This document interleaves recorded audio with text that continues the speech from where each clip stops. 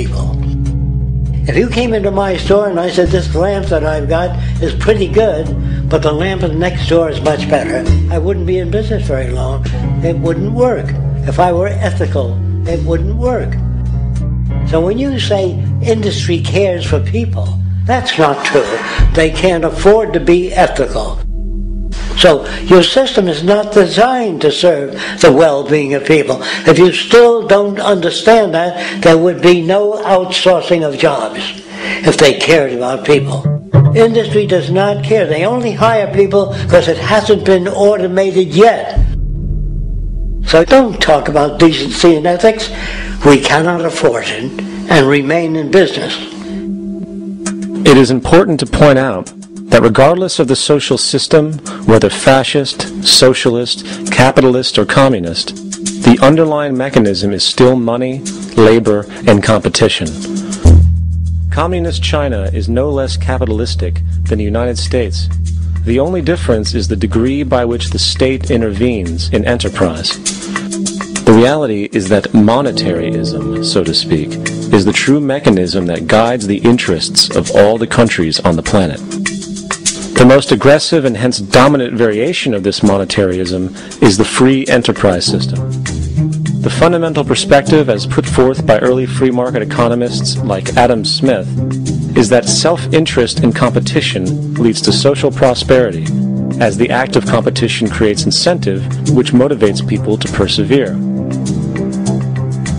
However, what isn't talked about is how a competition-based economy invariably leads to strategic corruption, power and wealth consolidation, social stratification, technological paralysis, labor abuse, and, ultimately, a covert form of government dictatorship by the rich elite. The word corruption is often defined as moral perversion. If a company dumps toxic waste into the ocean to save money, most people recognize this as corrupt behavior. On a more subtle level, when Walmart moves into a small town and forces small businesses to shut down for they are unable to compete, a gray area emerges. For what exactly is Walmart doing wrong? Why should they care about mom-and-pop organizations they destroy? Yet, even more subtly, when a person gets fired from their job because a new machine has been created which can do the work for less money, people tend to just accept that as the way it is, not seeing the inherent corrupt inhumanity of such an action. Because the fact is, whether it is dumping toxic waste, having a monopoly enterprise, or downsizing the workforce, the motive is the same: profit. They are all different degrees of the same self-preserving mechanism, which always puts the well-being of people second to monetary gain. Therefore, corruption is not some byproduct of monetaryism. It is the very foundation. And while most people acknowledge this tendency on one level or another, the majority remains naive as to the broad ramifications of having such a selfish mechanism as the guiding mentality in society. Internal documents show that after this company positively, absolutely knew that they had a medication that was infected with the AIDS virus, they took the product off the market in the U.S. and then they dumped it in France, Europe, Asia, and Latin America. The U.S. government allowed it to happen. The FDA allowed this to happen. And now the government is completely looking the other way. Thousands of innocent hemophiliacs have died from the AIDS virus. This company knew absolutely that it was infected with AIDS. They dumped it because they wanted to turn this disaster into a profit. So you see, you have built-in corruption.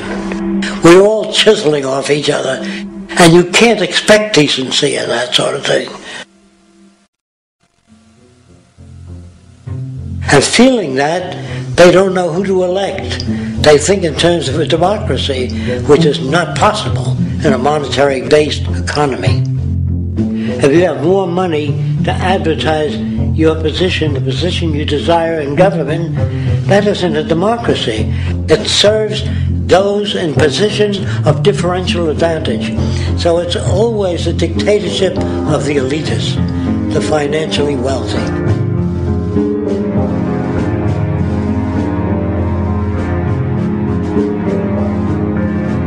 It is an interesting observation to note how seemingly unknown personalities magically appear on the scene as presidential candidates. Then, before you know it, somehow you are left to choose from a small group of extremely wealthy people who suspiciously have the same broad social view. Obviously, it's a joke. The people placed on the ballot are done so because they have been pre-decided to be acceptable by the established financial powers who actually run the show.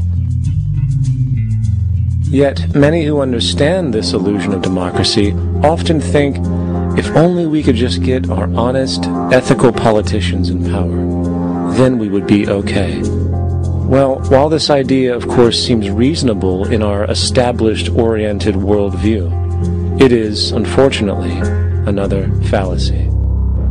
For when it really comes down to what is actually important, the institution of politics, and thus politicians themselves, have absolutely no true relevance as to what makes our world and society function. It's not politicians that can solve problems. They have no technical capabilities. They don't know how to solve problems. Even if they were sincere, they don't know how to solve problems. It's the technicians that produce the desalination plants.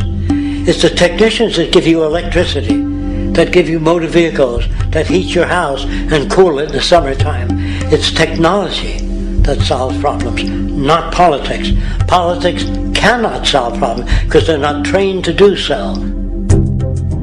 Very few people today stop and consider what it is that actually improves their lives. Is it money? Obviously not. One cannot eat money or stuff money into their car to get it to run. Is it politics? All politicians can do is create laws, establish budgets, and declare war. Is it religion? Of course not. Religion creates nothing except intangible emotional solace for those who require it. The true gift that we as human beings have, which has been solely responsible for everything that has improved our lives, is technology. What is technology? Technology is a pencil which allows one to solidify ideas on paper for communication. Technology is an automobile which allows one to travel faster than feet would allow. Technology is a pair of eyeglasses which enables sight for those who need it. Applied technology itself is merely an extension of human attributes which reduces human effort, freeing humans from a particular chore or problem. Imagine what your life would be like today without a telephone, or an oven, or a computer, or an airplane. Everything in your home, which you take for granted, from a doorbell, to a table, to a dishwasher, is technology, generated from the creative, scientific ingenuity of human technicians. Not money, politics, or religion. These are false institutions. And writing your congressman is fantastic. They tell you to write your congressman if you want something done. The men in Washington should be at the forefront of technology, the forefront of human studies, the forefront of crime, all the factors that shape human behavior. You don't have to write your congressman. What kind of people are they that are appointed to do that job? The future will have great difficulty. And the question that's raised by politicians is, how much will a project cost? The question is not, how much will it cost? Do we have the resources? And we have the resources today to house everyone, build hospitals all over the world, build schools all over the world, the finest equipment and labs for teaching and doing medical research. So you see, we have all that, but we're in a monetary system. And in the monetary system, there's profit. And what is the fundamental mechanism that drives the profit system besides self-interest? What is it exactly that maintains that competitive edge at its core?